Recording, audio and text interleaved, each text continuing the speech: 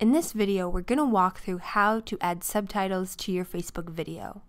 If you're not sure how to get to this point already, go ahead and watch our video on how to upload a video natively to Facebook.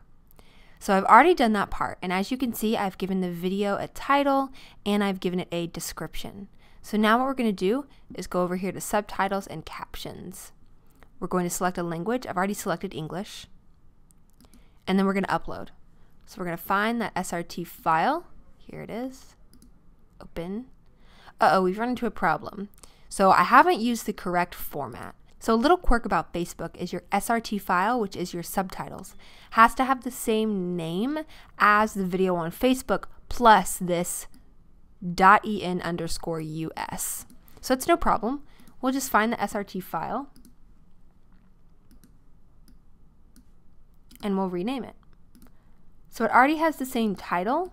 We just have to add that .en_us. Perfect. So let's try again.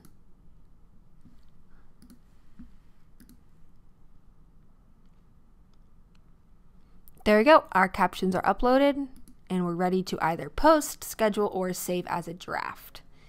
Hope this was helpful. Thank you for watching.